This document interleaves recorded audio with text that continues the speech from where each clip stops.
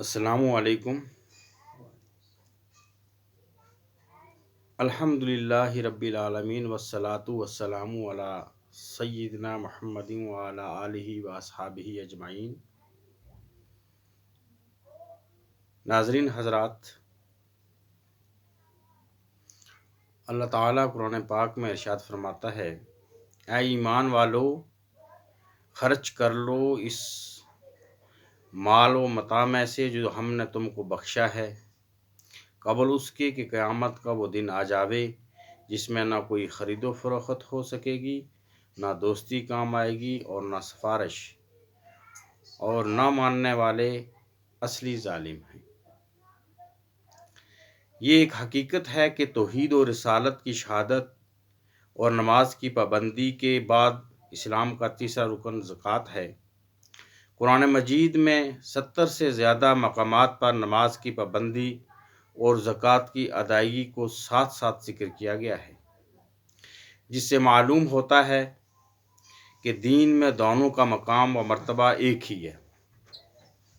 اس لیے جب رسول اللہ صلی اللہ علیہ وسلم کی وفات کے بعد بعض علاقوں کے ایسے لوگوں نے جو بظاہر اسلام قبول کر چکے تھے اور توحید و رسالت کا اقرار کرتے اور نمازیں پڑھتے تھے، لیکن انہوں نے زکوٰۃ دینے سے انکار کیا، تو حضرت صدیق اکبر رضی اللہ تعالی عنہ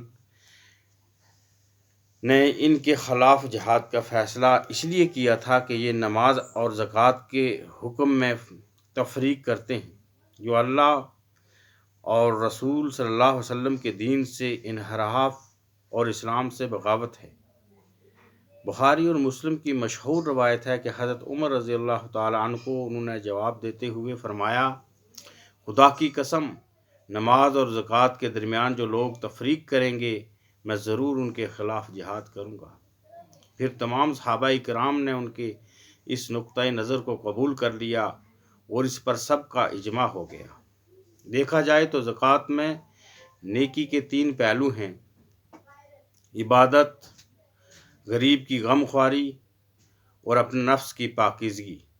ایک مومن جس طرح نماز کے قیام اور رکوع و سجود کے ذریعے اللہ تعالیٰ کی بارگاہ میں اپنی بندگی اور نیازمندی کا مظاہرہ جسم و جان اور زبان سے کرتا ہے تاکہ اللہ تعالیٰ کی رضا و رحمت اور اس کا قرب حاصل ہو، اسی طرح زکوٰۃ ادا کر کے وہ اس کی بارگاہ میں اپنی مالی قربانی اسی غرض کے لیے پیش کرتا ہے اور اس بات کا عملی ثبوت دیتا ہے کہ اس کے پاس جو کچھ ہے وہ اس کا اپنا نہیں بلکہ خدا کا ہے، اور وہ اللہ کی خوشنودی اور قربت حاصل کرنے کے لیے اس کو قربان کرتا ہے اور نذرانہ چڑھاتا ہے۔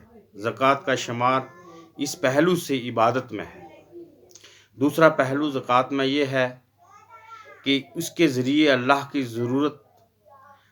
کے ضرورت مند اور پریشان حال بندوں کی خدمت اور مدد ہوتی ہے۔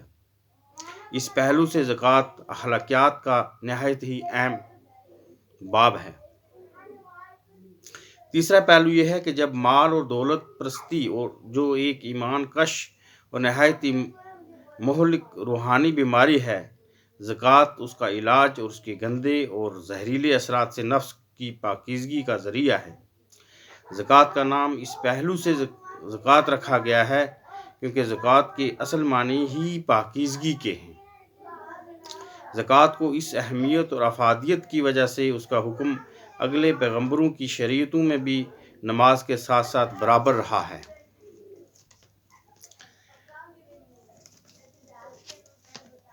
زکوٰۃ ادا نہ کرنے کا عذاب قرآن مجید میں ہے، اور ہرگز نہ خیال کریں وہ لوگ جو ایسی چیز میں بخل کرتے ہیں جو اللہ نے اپنے فضل سے ان کو دی ہے کہ یہ بخل کرنا ان کے لیے کچھ اچھا ہوگا، بلکہ یہ ان کے لیے بہت ہی برا ہے۔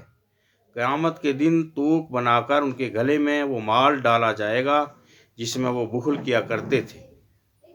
سورہ العمران، قرآن پاک۔ شریعت میں بخل کے معنی جو چیز اللہ کی راہ میں خرچ کرنا واجب ہو اس کو خرچ نہ کرنے کو بخل کہا جاتا ہے، اس لیے بخل حرام ہے۔ اور اس پر جہنم کی سخت وعید ہے۔ اس آیت کی تفسیر حضرت ابو ہریرہ رضی اللہ تعالی عنہ کی اس حدیث سے ہوتی ہے جس کو امام بخاری نے ذکر کیا ہے۔ رسول اللہ صلی اللہ علیہ وسلم نے فرمایا کہ جس شخص کو اللہ نے کوئی مال عطا فرمایا پھر اس نے اس کی زکوٰۃ ادا نہیں کی تو قیامت کے دن وہ مال اس آدمی کے سامنے ایسے زہریلے ناگ کی شکل میں آئے گا جس کے انتہائی زہریلے پن سے اس کے سر کے بال جھڑ گئے ہوں گے۔ پھر وہ اس کے دونوں باچھیں پکڑے گا اور کاٹے گا اور کہے گا میں تیرا مال ہوں، میں تیرا خزانہ ہوں۔ پھر رسول اللہ صلی اللہ علیہ وسلم نے یہ آیت پڑھی، وَلَا يَحْسَبَنَّ الَّذِينَ يَبْخَلُونَ۔ صحیح بخاری۔ اس حدیث میں زکوٰۃ نہ دینے کے گناہ اور اس کی سزا میں ایک خاص مناسبت ہے، اور وہ مناسبت یہ ہے کہ اس بخیل آدمی کو جو مال کی محبت کی وجہ سے اپنی دولت سے چمٹا رہتا ہے اور خرچ کرنے کے موقعوں پر بھی خرچ نہیں کرتا۔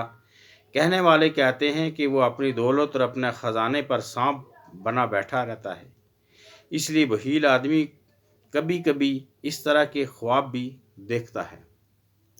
قرآن کی یہ آیت اور حدیث بتا رہی ہے کہ دنیا میں جس مال کی محبت بخل کا سبب بنی تھی اور زکوٰۃ کی ادائیگی سے روکتی تھی، وہی مال قیامت کے دن محبت کرنے والے کے لیے بربادی کا سبب بن جائے گا۔ سورہ توبہ میں ہے، جو لوگ سونے چاندی کو جمع کرتے رہتے ہیں اور اس کو اللہ کی راہ میں خرچ نہیں کرتے تو آپ ان کو بڑے دردناک عذاب کی خوشخبری سنا دیجیے، جو اس دن ہوگا جس دن ان کی جمع کردہ دولت کو دوزخ کی آگ میں تپایا جائے گا۔ پھر اس سے ان لوگوں کی پیشانیاں اور ان کی کروٹوں اور ان کی پیٹھ کو داغ دیا جائے گا اور کہا جائے گا یہ وہ دولت ہے جس کو تم نے اپنے واسطے جمع کر کے رکھا تھا، تو اب اپنے جمع کرنے کا مزہ چکھو۔ شکریہ۔